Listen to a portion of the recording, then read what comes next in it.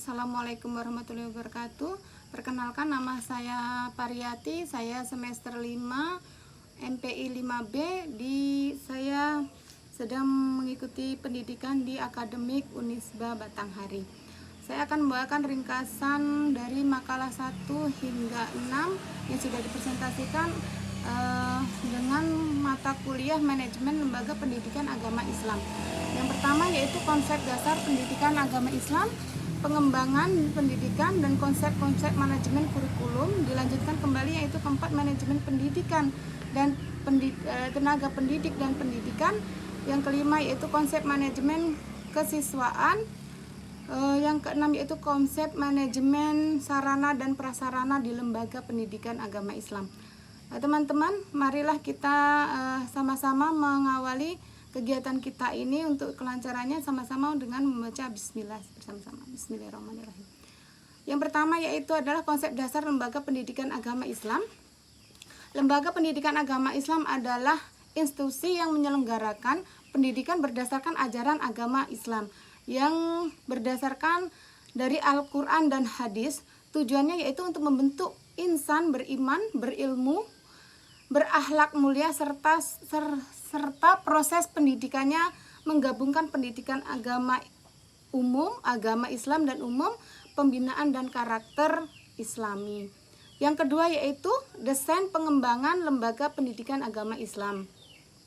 Yang dimaksud desain pengembangan agama Islam yaitu adalah perencanaan strategi untuk meningkatkan mutu lembaga, meliputi penyusunan misi Islami, analisis kebutuhan, pengembangan kurikulum, peningkatan sumber daya manusia yaitu meliputi guru dan juga yang lainnya, penguatan sarana dan prasarana, keuangan serta evaluasi untuk perbaikan di lembaga pendidikan agama Islam untuk berkelanjutan. Konsep manajemen kurikulum lembaga pendidikan agama Islam mengelola kurikulum agar sesuai tujuan pendidikan Islam. Kegiatannya yaitu perencanaan, pelaksanaan, dan evaluasi, di mana perencanaan ini menggabungkan kurikulum nasional dan juga kurikulum agama. Pelaksanaannya yaitu pembelajaran integratif, juga pembiasaan ibadah dan akhlak. Sementara evaluasi yaitu penilaian akademik dan karakter siswa, tujuannya untuk menghasilkan lulusan terbaik yang berakhlak mulia dan berilmu. Yang keempat yaitu konsep manajemen pendidikan dan pendidik dan tenaga pendidikan.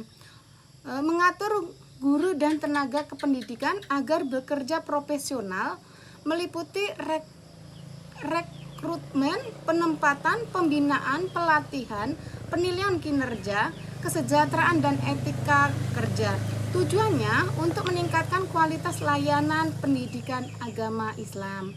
Yang kelima yaitu konsep manajemen kesiswaan yang mengatur seluruh aktivitas yang berkaitan dengan siswa, mulai dari penerimaan hingga kelulusan, kegiatan PPDP, orientasi, bimbingan konseling, pengembangan minat bakat, pembinaan akhlak dan ibadah, pengelolaan data siswa, serta kegiatan OSIS dan ekstrakurikuler.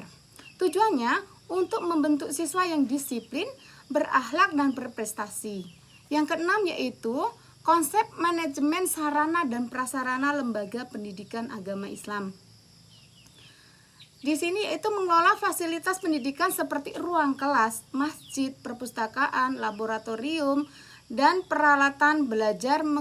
Kegiatan meliputi perencanaan kebutuhan, pengadaan, inventarisasi, penggunaan, pemeliharaan, dan penghapusan barang.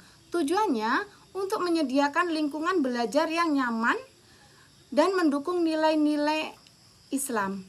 Berikut contohnya yaitu contoh nyata atau praktis dari setiap poin 1-6 pada manajemen lembaga pendidikan agama Islam agar lebih mudah dipahami dan bisa dimasukkan ke makalah ataupun ringkasan yang akan kita sampaikan ini. Contohnya yaitu dalam konsep dasar lembaga pendidik, konsep dasarnya yaitu Madrasah Tasnawiyah atau MTS Al-Falah menerapkan pembelajaran yang menggabungkan pelajaran umum, matematika, IPA, pelajaran agama, Quran, hadis, dan fikih. Setiap pagi, siswa diwajibkan membaca Al-Quran selama 10 menit sebagai bagian dari pembentukan akhlak. Yang kedua yaitu desain pengembangan lembaga pendidikan Islam. Contohnya, Sekolah Islam Nurul Huda melakukan analisis SWOT untuk mengetahui kekuatan dan kelemahan sekolah. Kemudian sekolah merancang visi baru, menambah program tahfiz 1 juz, melakukan pelatihan guru dan memperbaiki fasilitas perpustakaan untuk meningkatkan mutu di sekolah. Selanjutnya itu yang ketiga, konsep manajemen kurikulum lembaga pendidikan Islam. Contohnya, MI Miftahul Jannah menyusun kurikulum integratif di mana pembelajaran IPA dikaitkan dengan ayat-ayat Al-Quran. Selain itu, sekolah menjalankan program pembiasaan ibadah sholat duha dan tadarus. Evaluasinya, akhir semester tidak hanya menilai akademik, tetapi juga penilaian akhlak siswa. Yang keempat yaitu manajemen pendidikan dan tenaga pendidik. Contohnya, SMA Islam Harapan Bangsa melakukan perekrutan guru baru dengan syarat mampu membaca Al-Quran, memahami metode pembelajaran modern, dan memiliki akhlak baik. Sekolah juga mengadakan workshop guru tentang pembelajaran berbasis proyek Islam. Yang kelima yaitu konsep manajemen kesiswaan. Contohnya, saat PPDP, MA Darussalam menggunakan sistem seleksi berupa tes baca Al-Quran dan wawancara. Sekolah juga membentuk OSIS Islam, pembinaan siswa lewat kegiatan rohani, literisasi Al-Quran, pramuka, hadroh, dan juga bimbingan konseling. Yang keenam yaitu konsep manajemen sarana dan prasarana. Contohnya yaitu pesantren Al-Hikmah merencanakan pembangunan asrama baru untuk santri. Barang-barang seperti karpet masjid, lemari, dan komputer dicatat inventaris sekolah.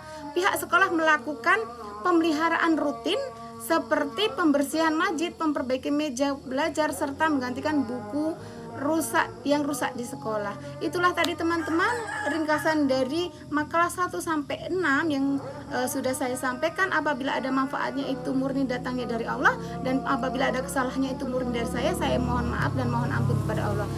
Sekian dan terima kasih. Wassalamualaikum warahmatullahi wabarakatuh.